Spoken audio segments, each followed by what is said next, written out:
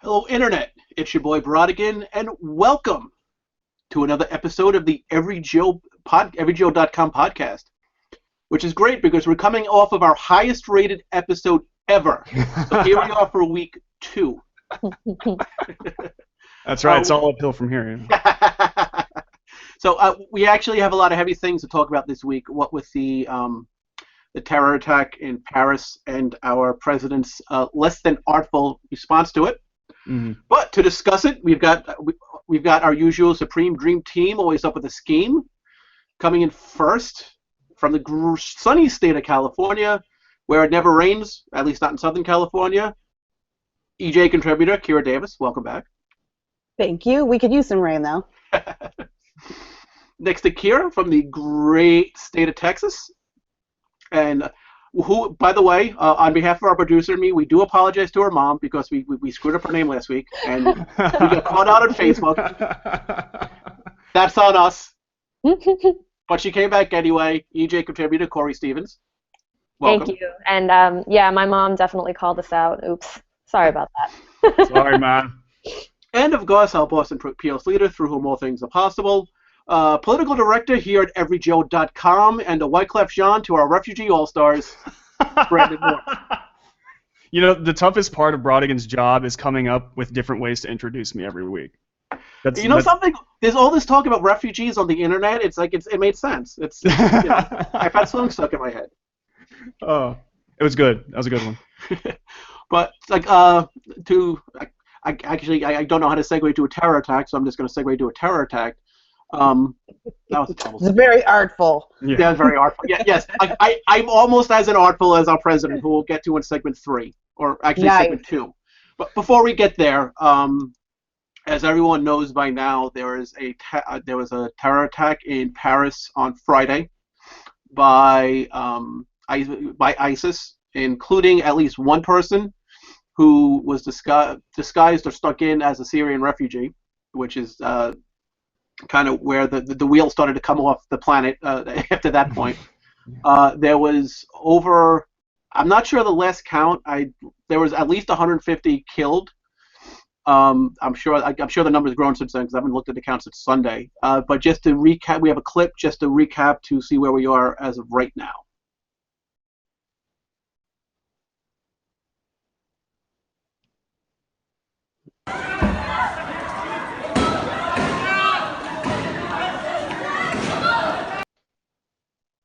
Did we go to clip? Yes, we did. Okay, good. Yeah, that's probably, just watching that made my blood boil. You know, it's hard to listen to it, it's hard to see it, but that's the reality of what's going on right now in the world when it comes to ISIS and these extremists, and I think that's a reality that we need to face. Kira, Corie, what's your initial thoughts?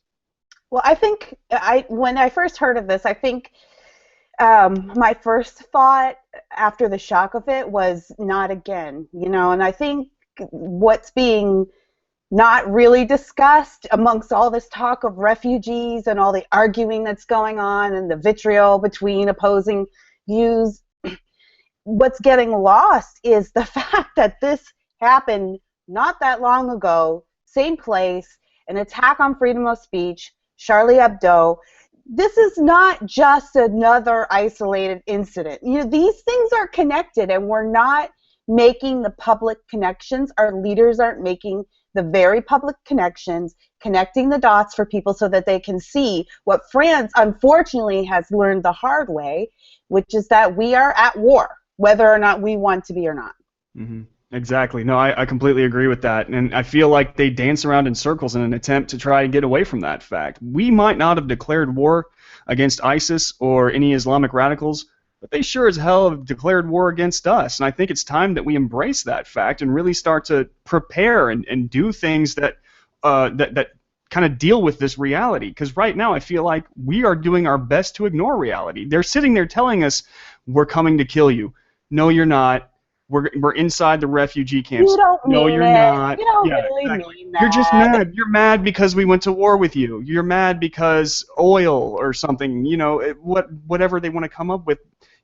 Global warming. But the fact of the matter is they don't care. They are at war with us because we're free. And that's something that they need to talk, that they really need to embrace. Yeah. So apparently Brandon and Kira are Islamophobes. So Corie, where do you stand? So I actually don't disagree with anything Kira and Brandon have said. I think if you actually read the statement that the Islamic State had released after the Paris attacks, I think it's two-pronged. I do think it's very, very clear that they do hate the West for our way of life. They've made that clear. They have said one of the reasons they attacked Paris is because it's they said something that it's the center of prostitution, and they're very negative toward Western values for sure. But also, and I don't think this is an excuse not to fight them. I am a libertarian, but I'm not a complete non-interventionist. I'm more of a realist on foreign policy, and I think we have to acknowledge that they also are saying they're using language about the Crusades. They have called the French Crusaders. They're saying they're over here. Now, again, I'm not saying that's an excuse to disengage, but I also think it's something that we have to consider about what we do next, because we also see there was a report this morning in The Guardian where 4 members of our Air Force said that they believe that the drone strikes that the Obama administration have been undergoing, that's actually leading for fuel to ISIS recruiting more and more people. So I think it's a really complicated situation. I think they do hate us for our way of life, but I also think that what we do over there does have an impact, and so we need to talk through that. I totally disagree. It is not that complicated. Sadly, it's not. I would like to be with you, but the thing is, history didn't start when you and I were born. This has been going on there since the beginning of time. Sometimes we've been involved, sometimes we haven't.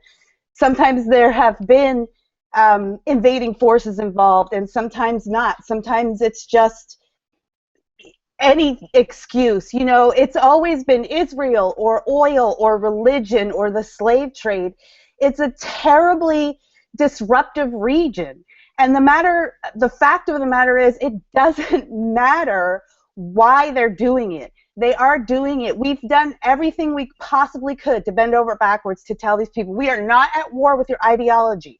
We don't want to kill Muslims, but at some point you just have to say, enough is enough. We can't ever make it right over there, but the best we can do is protect ourselves by making sure that murderers don't get to murder anymore. And sometimes that means you have to just go kill the murderers, and who cares how they feel about whatever. I do agree. I understand what you're saying, and I don't think that everything would be fine or they'd stop attacking us. I don't think that at all. You're right. It's been a war that's been going on for centuries. It predates any of us. It predates our grandparents. I mean, this goes back forever, and a lot of it's ideologically driven. In fact, I would say the vast majority of it is. I just think that when it comes to public policy, we do need to acknowledge what ISIS is specifically saying they're using as recruitment tools. So when we form our public policy on that, I just don't think it should be ignored. Again, it's not an excuse, but I do think we have to look at what they're saying they're using to recruit people. And I think it's important that we take a two-pronged approach to approach the ideology and also to approach what they're using for recruitment. That's all. Right. Yeah, I think here's another problem, because while you and Kira disagree a little bit, you at least both acknowledge that there is a problem, that Islamic extremism is an issue. But whenever any of these things happen, we can't even agree that, well, we can agree, but the country can't even agree if what the problem is in the first place, because if you even acknowledge that, hey, the people who committed this don't go to church, and do subscribe to Islamic extremism, you're considered an Islamophobe, which, side note, and especially living in New York, listening to everyone's Christian phobia over the fact that some people may or may not have complained about a coffee cup, you could take your Islamophobia and stick it up your nose. But, I mean, we can't simply point out, it's like, it's clear that it's clear who's attacking us. It's clear who wants us dead. It's clear why they want us dead, because they tell us why they want us dead. Yeah, they're not shy about it. Yeah. But if that doesn't fit into, like, the left's political narrative or help the left's agenda, I mean, I think so far we've heard, and I wish I would have remembered to bring this up. Okay, I'm logged out of Twitter, I can't bring this up. But so far we've heard that, okay, it's the fault of global warming, It's the fault of Republican rhetoric. It's the fault of Donald Trump, and it's the fault of people saying mean things. It's not, however, doesn't ever seem to be the fault of the people looking to kill us. Right. Never the fact that they have, they said they want Sharia to dominate the world. I mean, they want to bring everything under that rule of law. And it's not because... The problem is, I think the problem with a lot of people on the left, and I think you're always going to have just total people who are just complete idiots on both sides, but I think for the large part, the problem is that this isn't reasonable, and it's difficult for people to understand. If you're a reasonable person, you want to understand the reasons for this. I totally understand the reflex to be, well, what can we do? What did we do? What can we do to make this better so that we can all live in peace? But the thing is that we're dealing with unreasonable people. So right. The response can't be, how do we figure them out? We can't. Good can never figure out evil. They don't belong in the same space. Exactly. Also, too, one other thing about this, I think that there is really extreme rhetoric on both sides of this. I agree that the left is being ridiculous if they can't acknowledge radical Islam. It's very clear, and there's literature on the left too. I've been reading something from the Brookings Institute, which is left, and they have scholars who are really looking into this ideology. So the educated left, I think, does understand this, but the reflexive left doesn't. But you see it on our side too. I mean, you have people saying we need to put all Muslims in internment camps. I mean, chill out. There is extremism on both sides here. We can acknowledge radical Islam, but also be humanitarian toward people who are peaceful as well.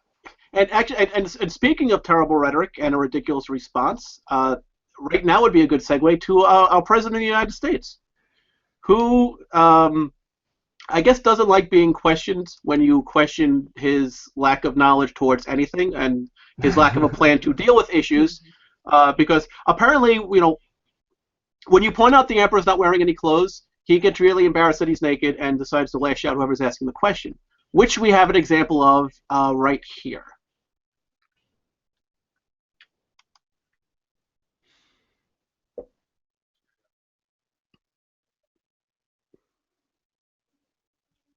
Yep. Technical difficulties. Technical difficulties. Oh no, I mean it's the We're usual. Still working out the kinks, folks. Sorry. I just keep thinking when Brodigan keeps describing it, I just keep thinking of Cartman, like, don't question my authority. I'm sorry. You can imagine. You can picture President Obama practicing that in the mirror. Yeah, no, he is. He's a little kid stomping in the mirror. How dare you ask me my plan? Well, if you have a better one. Yeah. So hopefully we'll see this in this clip, and then we can get even more outraged about it. I've got a lot of outrage to share. Okay, all right, I think we have it up, so take the clip. Strategy to go after them.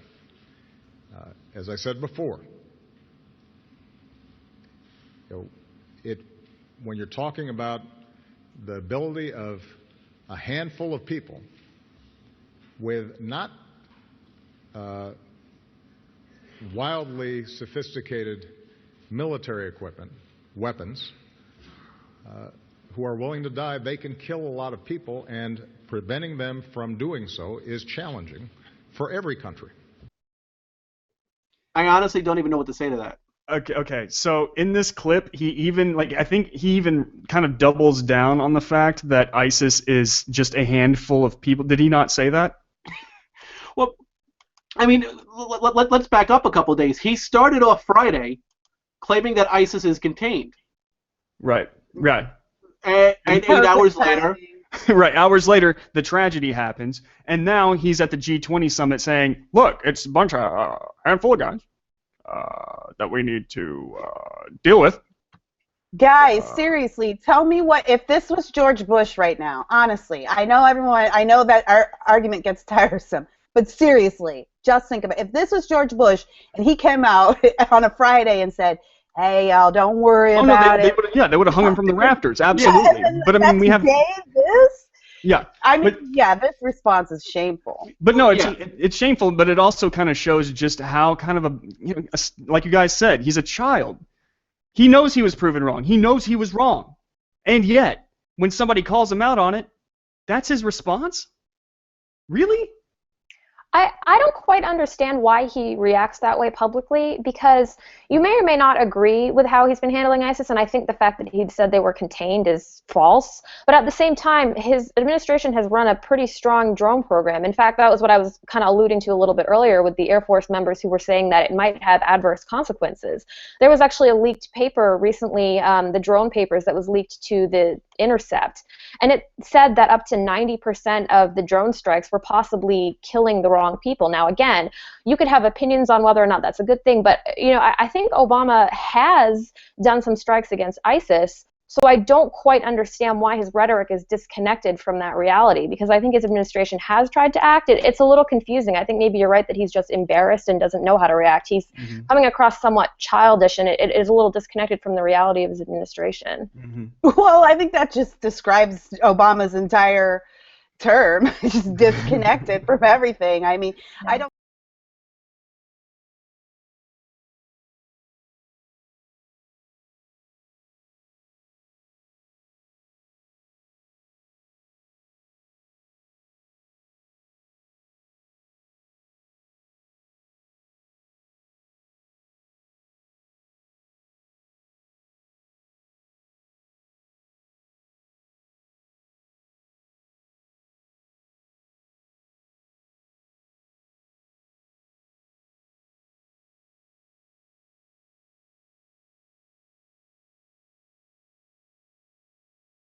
Extremism is literally him kicking the can down the road.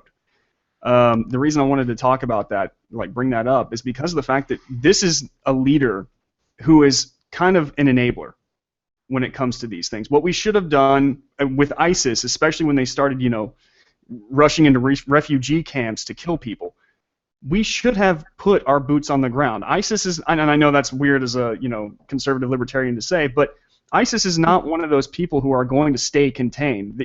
They're not going to just stop at a certain border.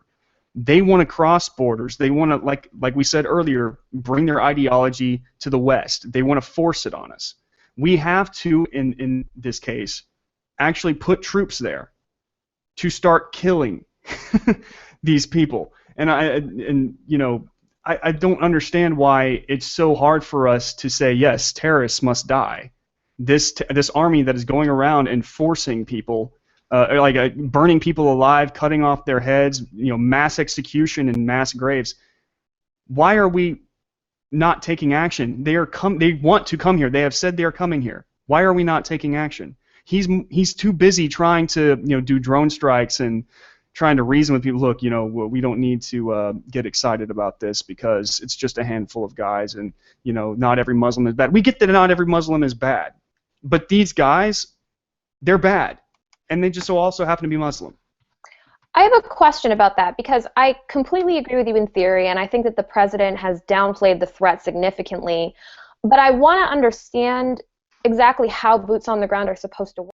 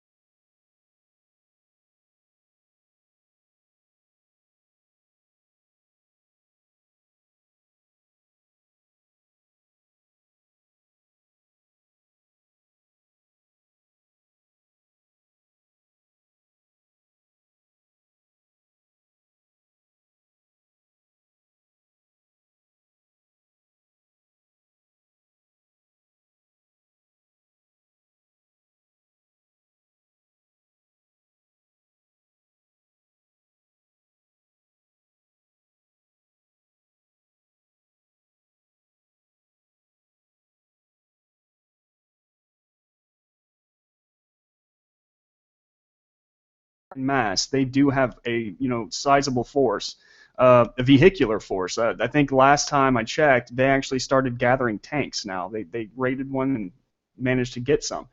So they have artillery as well. They do have an army, and they do have an army that we can take out. Yeah. And there's no doubt that it's a war on all fronts, of course. Yeah. We could talk about this forever. I don't want to get too deeply into it because it will take us off track. I do disagree a little with Kira's take on the Iraq War. I think that it ended up destabilizing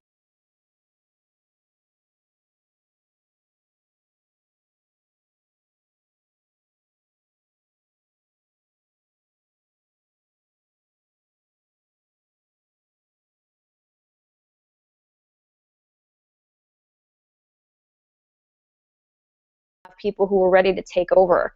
My understanding. And so there, you're proving my point. So you're either way. Again, like I said.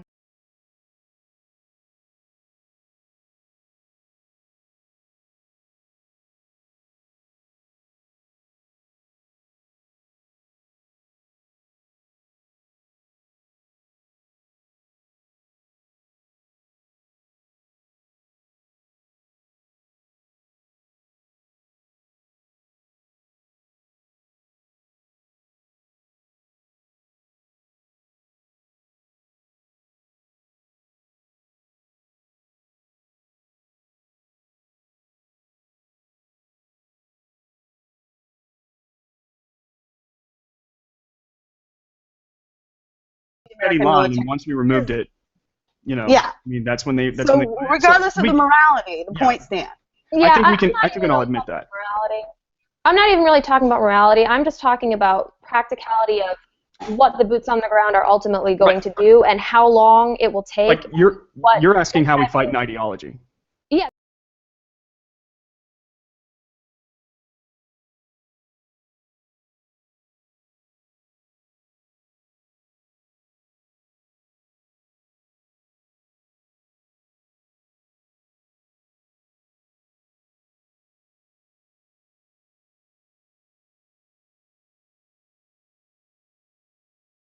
Because apparently there was a command center and a training center that France was able to take out the day after the attack, which, side note, why were they even still there in the first place if we apparently had ISIS contained?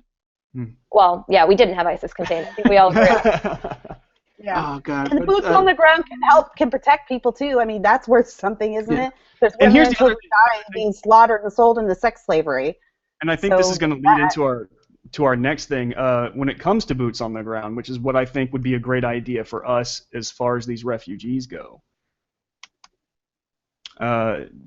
Instead of bringing them here, why don't we send troops to reform a line, a place where refugees can flee to, and we can hold that line without taking the risk of importing any kind of terrorists within those refugees here. Okay. Well, speaking of that risk, that was actually that was another thing that our illustrious leader, President Obama, decided to attack on, was about how some governors, and this is where it's really obnoxious, because while some governors were on a conference call, Republican and Democrat governors were on a conference call with the White House, talking about their concerns about vetting the refugees that the government was going to send to their states, especially in light of the fact that you saw what happened when you're not vetting some of the refugees as strictly. And while they were trying to work that out, and even Democrat governors had issues with it, the president of the United States decided to attack GOP governors, claiming about how they're pretending to be tough, and their incendiary rhetoric is the reason why they hate us. And apparently Chris Christie and John Kasich and Governor Abbott are the poster child for ISIS, and just obnoxious comments. I mean, I'm exaggerating, but that's kind of what he meant. But we've got more on the governors refusing refugees with this next clip, and we will discuss it a little after that. Governors are threatening to block efforts to allow Syrian refugees into their states after the attacks in Paris. Governor Rick Scott has added Florida to the list. In his letter to Congress, Governor Scott wrote it is too dangerous to let the refugees into the state. More than 400 refugees are expected to be sent to Florida next year. 12 other states are also on the growing list. The governor of Alabama saying yesterday he would refuse Syrian refugees relocating to the state since it would put citizens, quote, in harm's way. Cities around. So this is the thing that why I don't understand, and I actually agree with Corie where I think both sides needs to slow their roll a little bit when it comes to the rhetoric that they're using. But saying that you're sending us a bunch of refugees that we can't vet, and yes, we want to help refugees. And you know, contrary to the obnoxious meme about Christmas that some of your liberal friends saw in the "I Love Occupy Democrats Yeah. Fight Against the Tea Party" Facebook page, which yes, you know, we don't want to turn away 3-year-old children, but there is some concern when people where terrorists and ISIS were able to sneak in disguised and pretending to be Syrian refugees. And simply saying that, you know, we want to know how strict you're going to be vetting these guys to make sure that this can't happen here, because, and this was an analogy I saw, like if you have a bowl of M&Ms and I tell you 10 of them are poisoned, you're not going to eat the bowl. Right. Right. And we just simply want to have a better sense of how the government is letting us know that those 10 M&Ms aren't poisoned, especially when the federal government seems to be incompetent at doing anything else. Yeah.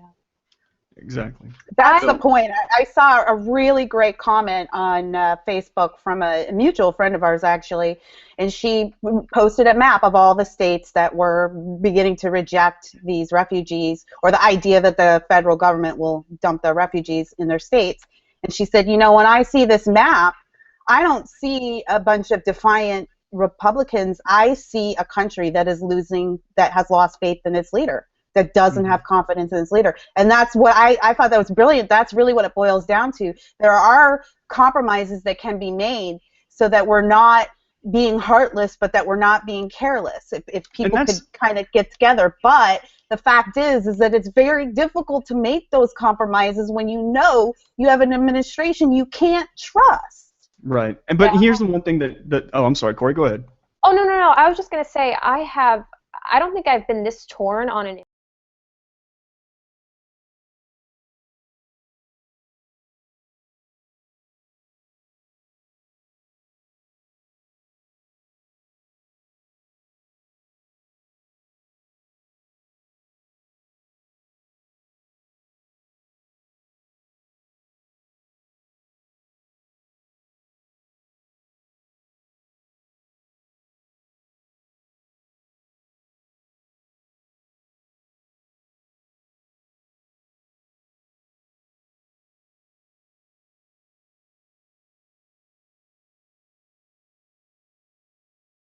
conservatives, because if you go and you look on social media, there are conservatives saying terrible, racist, awful things. That is out there, and that makes me ill. But at the same time, Hillary Clinton should be smart enough to know that's not all Republicans, and that's certainly not the Republican governors. So I'm very, very torn on this issue. I think there is some disgusting aspects of it on both sides, but I'd like for refugees to be in, but I do want to know how they're vetted. I think that's ultimately how I feel. I think it's great that we all want to be charitable to these people, and I think that even the people who are, you know, even the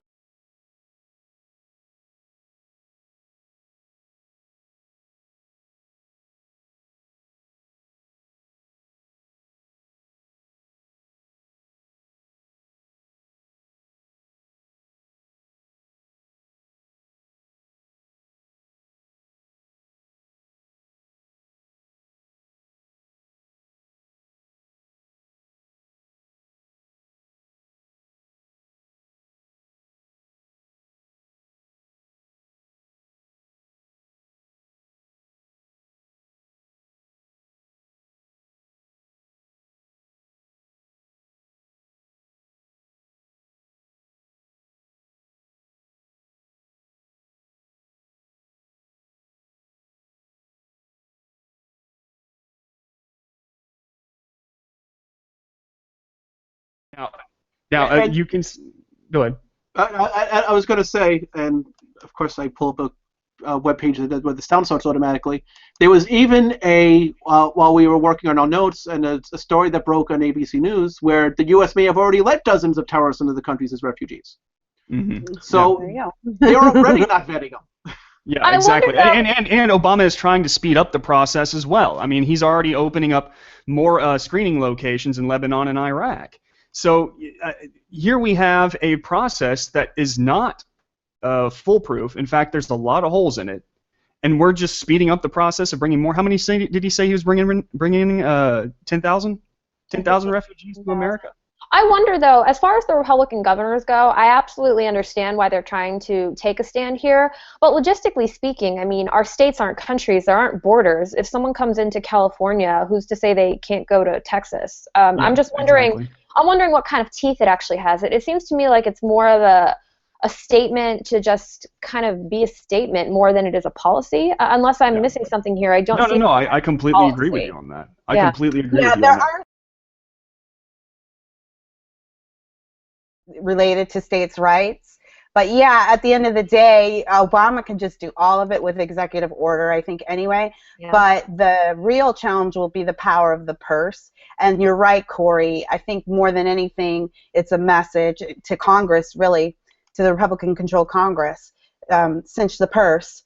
Because the truth of the matter is that it's the states that will have to pick up this cost. And it's basically the federal government saying, here, take care of these people. We don't care that, you know, you might not be able to afford to, and you're already under a lot of financial strain from this Affordable Care Act, and we don't care. And that cost, we're talking cost.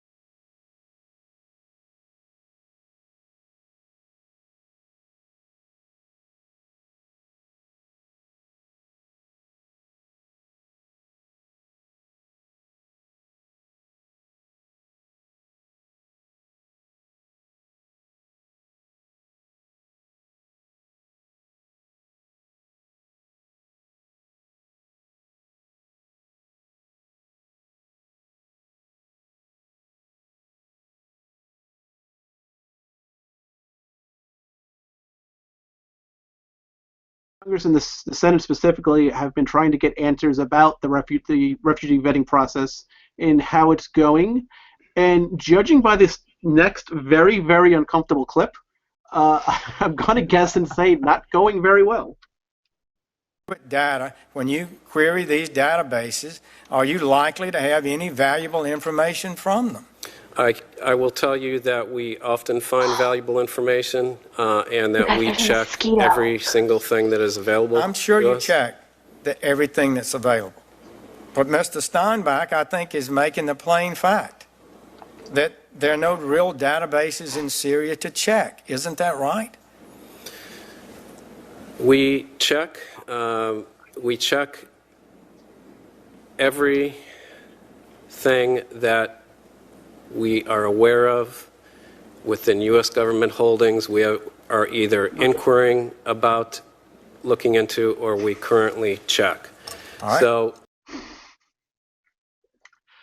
I don't feel comfortable that they're actually being properly vetted. Kira, do you?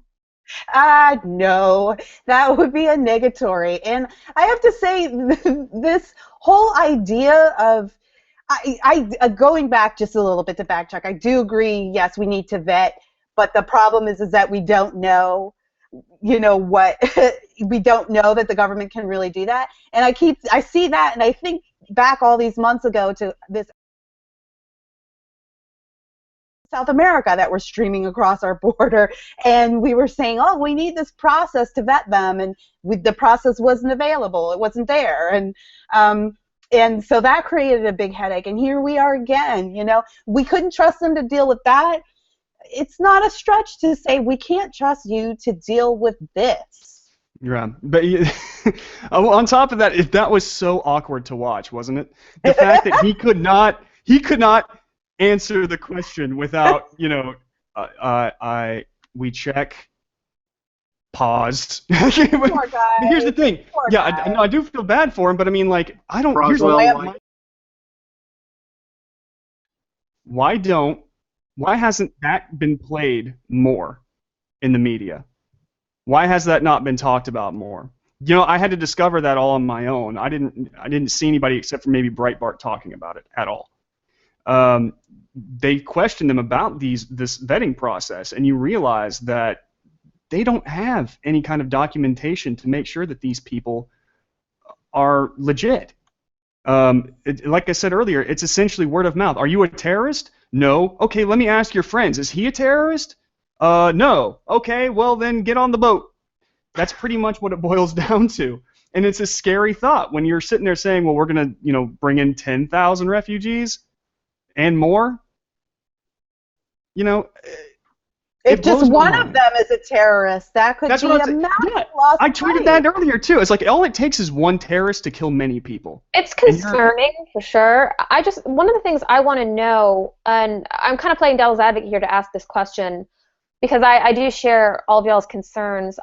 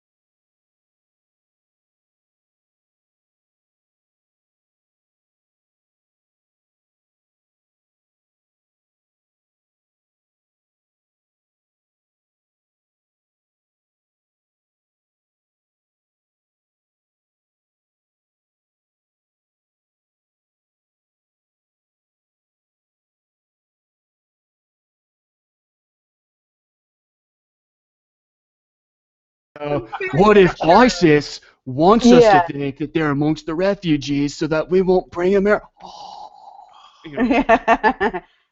Yeah, it passes for intellectual analysis of the situation, but it's ignorant. And look, I'm an immigrant, okay? I'm not from a war-torn country, but I did go through the legal process, and it's a pain in the behind. It truly is. And I'm all for changing the system and making it more streamlined, although I don't have much hope of that. But I'm not for, I understand the draw of this country. I felt the lure myself, and I wasn't even in danger for my life, but I knew what a beacon this place was. I want other people to have that, and I want it to be preserved for them to have. Exactly. So I don't think that this is a situation where it's cruel. It's hurtful. It's a difficult choice to make, to turn somebody away who needs help. But the thing about being an adult is you make difficult choices all the time, and they're never are the best solutions. It's tough. I'm a mom, and it's tough to. Some of the decisions I have to make for my kids are hurtful. I don't want to make them, but that's what grown-ups do. And going back, Brandon, to what you said about that whole comment of what if this is what ISIS wants us to do? It's a childish response.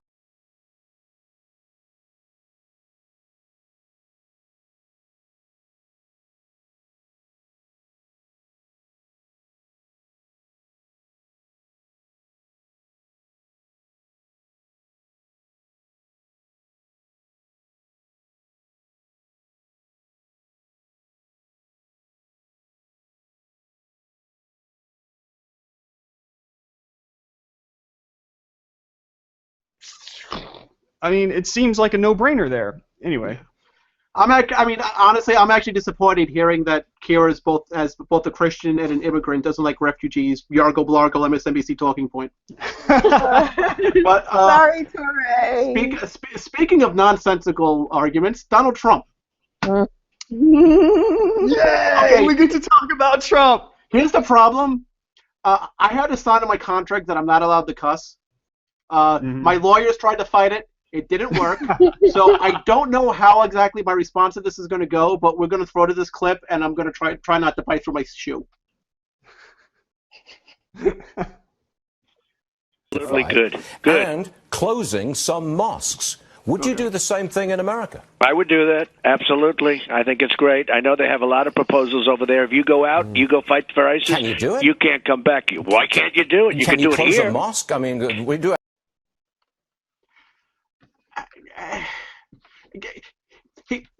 Here's the thing. Never mind the fact that he's probably going to see a 5-point bump in the polls over that clip. There was a poll, I wish I had it in front of me, where they interviewed Republican voters over who they think would be like better suited as president to handle like a terror attack or a national security problem or a foreign policy problem like this. Marco Rubio placed second place, which makes me have some faith in the Republican Party. Donald Trump was number one. Donald Trump, who goes from one day saying that we need to look at mosques to I swear I heard him say today, by the way, he changed his mind and now we should accept refugees.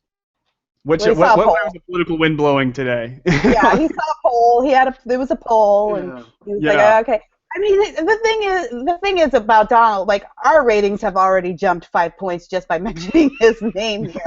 So it's ratings gold. Anyway, you got it. But the thing about, I think Carly Fiorina had this, she's dead on right about this, is that the reason why, as frustrating as it is, the reason why people are responding to the things he says so positively and they're compartmentalizing it, right? So they're not comparing it to what was said a month ago. But the reason is people are scared and they're desperate. And they're desperate to hear somebody say, I will fix this. And that's what he's saying. People like you and I know he doesn't mean it, but he doesn't say he's going to fix it. He said let Putin deal with it. Donald Trump is horrifying. His whole stance is, look, I'm gonna figure this out for you. And people, when you think about it, I keep using this word today, but we do have this vacuum of leadership here in America. Mm-hmm. And this is our fault. We made this vacuum, and now we get the leader we deserve. Donald Trump is horrible. I mean, there's no words that I can use to describe my dislike of Donald Trump. I genuinely can't stand. You probably signed the same contract I did. Yeah, and as the resident libertarian here, I will say I don't agree with Marco Rubio's approach to foreign policy either. I think he's far too ideological, and he's blinding himself to certain realities. But to Marco Rubio's credit, at least he knows what the heck is going on. Donald Trump literally doesn't know anything. I mean, he scares me. He really and truly scares me. I mean, I would rather Hillary Clinton deal with foreign policy than Donald Trump, because again, I have my disagreements. He knows what's going on. Donald Trump, I'm sorry. Hillary Clinton would be better than Donald Trump. I will fully admit that. He's the one I can't do. I can't. You have a guy now who's saying, I'm going to close down religious institutions.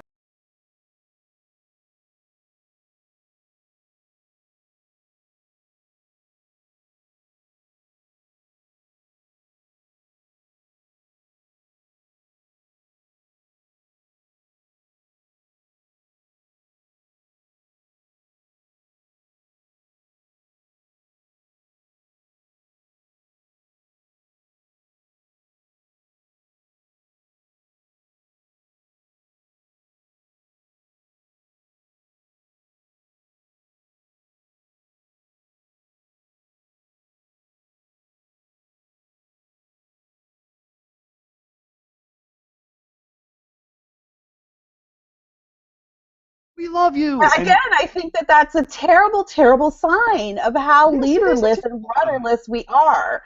And I know that I get frustrated with Donald Trump too, and I really am looking forward to the day when he goes away. But the truth is that he's never here, going to go away. and instead of just complaining about him all the time and his antics, what we need to do is be figuring out a way to tap into that feeling that he's tapping into that is making all these people go berserk. And I really do. I really do. But it's a very collectivist position. It's the opposite end of the spectrum from what Ben Carson does for people, but it's the same thing.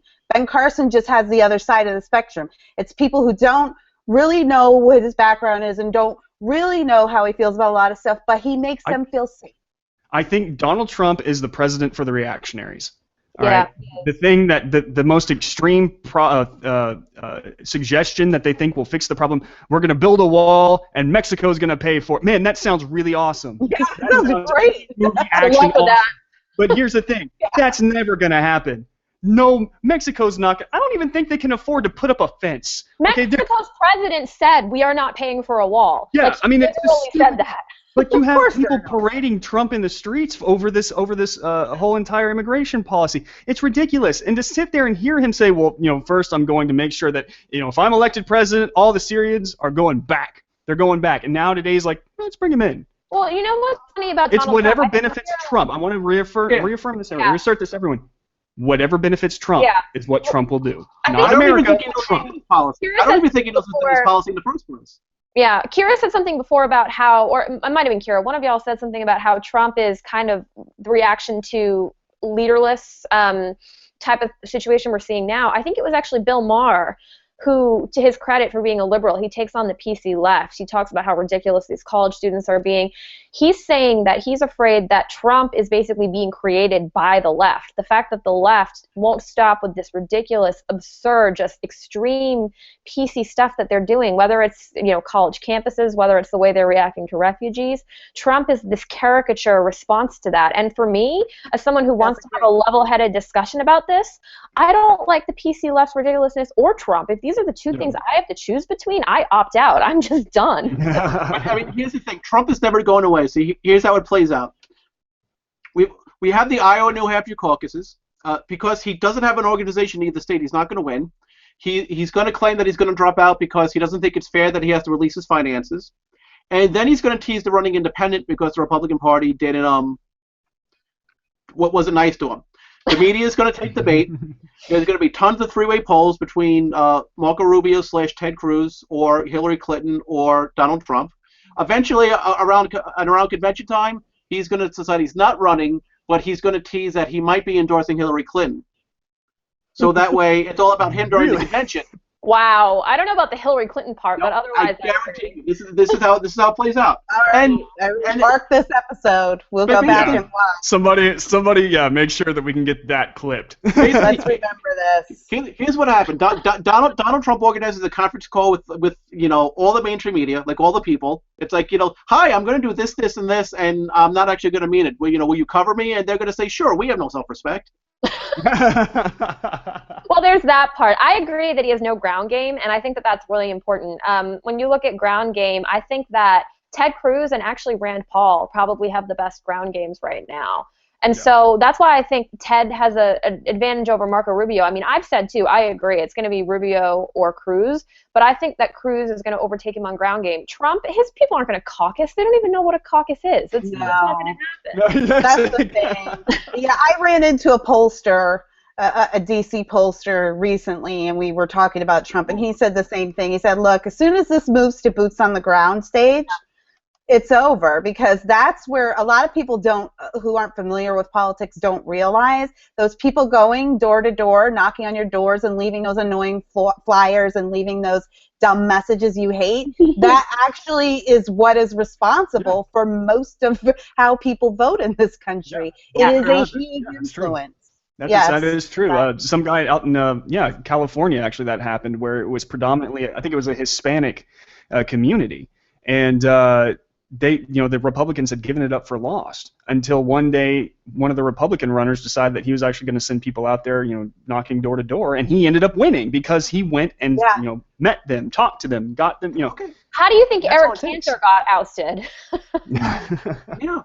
No, I mean this is what, look, I know we always focus on like the left versus right, or the right versus further right arguments. But I mean, we're coming off an election cycle here in New York where we had two candidates, one who ran against a 2-to-1 discrepancy in voter enrollment against Democrats, one ran against 3-to-1, and they still won, and won handedly, because when you actually go out there and talk to people, it's shocking how they're more open to listening to you. Mm-hmm. Yeah. It sounds like common sense to me. It doesn't seem to be common sense to a lot of people like Donald Trump and Eric Cantor. Right. And what on top of that, they said a lot of Trump's support base isn't eligible to vote. I think it was like something like 30%. Is that in closed primaries or in general? I don't know. Registered Republican. I'm sure they're not registered Republican. Apparently, no, they're just not eligible to vote. Either maybe they're young or they're not from here. I don't know. But apparently, Donald Trump isn't as in good a shape as many people would think he is. Mm-hmm. No. Despite what Ann Coulter thinks, with the Paris attack happening and her instantly tweeting, "Donald Trump was elected tonight," Yeah. I mean, I don't see him winning the presidency. Here's how I explain to people, and it was the same way in 2012, where the year before the election, like Michelle Bachmann and Herman Cain were going to be like the people who won. The only people who pay attention this early are crazy people. Yeah. Which includes us. And the crazy people always pick the more crazy candidate. When you get closer to voting time, when the party as a whole starts to pay attention, they always go with McCain. They always go with Romney. I think we said last week where if it is Rubio, even though he's the quote unquote establishment pick, it's the establishment going to him, not the other way around. That's true. That is true. But it's we're all going to settle into the reasonable pick, and I don't want to dismiss Rand Paul or Ted Cruz, because if that's the way the party goes, I mean they're just as reasonable as Marco Rubio, and it's actually it's blessed to, instead of having to have the one establishment candidate against 85 conservatives splitting the vote, we actually have a bunch of solid candidates who could actually unite the base and the establishment, and that's at least good. But yeah, when it gets down to the grown-ups making their decision, the Trump poll numbers, and sadly I also think a lot of the Ben Carson poll numbers aren't going to be as huge as they've been. Huge. Yeah. But we're coming up to the end of the show, so I just wanted to go around the table, have people give their closing thoughts, and just anything. What's grinding your gears? What's on your mind? Kira, we'll start with you. I guess one thing I would say is I would just ask everyone to try to take a deep breath as we're dealing with these refugees, and understand that just because somebody is disagreeing with you on a point doesn't mean that it's an all or nothing thing.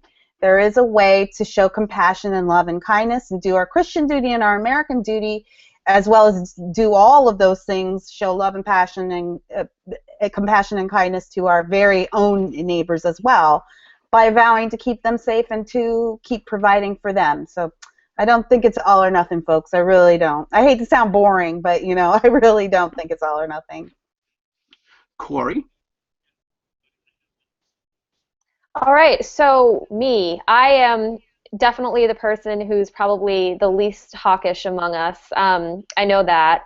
I wrote a column for EveryJoe over the weekend in the wake of the Paris attack, saying that I don't think we can take a super ideological approach to fighting ISIS. I've been just annoyed with the type of statements I've heard from Marco Rubio, where I think that he doesn't acknowledge the fact that there are reasons and they feel a certain way. But at the same time, I've been just as annoyed with libertarians and liberals who say that there's no ideology whatsoever there.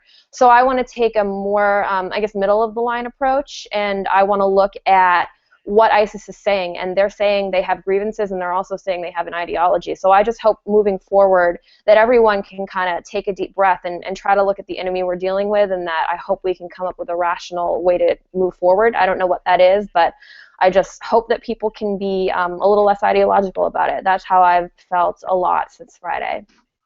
And you're a Morse. Well, I think, I'm going to have to take the same tack Kira did here. I think that we need to practice prudence here. I'm glad that we all want to be charitable, and I think that's great. It shows who we are as a country, that we want to help, which is kind of underlying America. But at the same time, let's not jump to help so fast that we end up overreaching ourselves. We have enough problems here at home as it is. We have homeless on our own streets. We have vets still waiting for care. And yet we want to go out and help people across an ocean who are running from terrorists that we are doing nothing. I made a video the other day. It's on my YouTube channel. Go look me up. Where I kind of discuss everything that we just discussed here. I'm not very pleased with the vetting process. I think it's dangerous. I think that we are just kind of letting people in willy-nilly, despite the fact that people are saying, oh, it's a vetting process with all sorts of different agencies looking into it. Despite the fact that there are a whole bunch of different agencies looking into it, it does not change the fact that we don't have any of the necessary tools or documents to literally vet these people. We are basically taking it by word of mouth, as it looks like. So what I want to do is to urge everyone, look, I'm glad you want to help. There are other ways we can help. Well, let's find a different, let's slow down. Every time we rush into something, it ends up turning out really bad. Look at Obamacare. We were rushed right into that. Let's slow down. Let's try to take a look at this rationally. Let's weigh all of the options, and then let's help. Let's not just jump at the first chance to be charitable, because that's foolish. Don't be foolish. Okay. And I would just recommend everyone to shut off Twitter and social media completely, and go see Charlie Brown in the Peanuts movie. Because all joking aside, I mean, if you're in a mood if you find yourself getting angry at like this, stupid crap people say, it's good for your soul. You're gonna find yourself legitimately rooting for a character in a movie like you haven't since like The Sandlot. And if you were a fan of the cartoon growing up, it is everything that you had that you're gonna remember. So go see that. And also, if you have a beard, gravebeforeshave.com. My beard's never felt more lush, and it smells like bourbon. So, thank you for joining us. Your check's in the mail. We hope to. I'm sure we'll be back next week for episode 3 of the EveryJoe podcast, your political safe space. For Kira, for Corie, for Brandon, for Mystery Man X producing behind the scenes. I'm Brodigan. EveryJoe.com. EveryJoe.com. EveryJoe.com. We'll see you next week.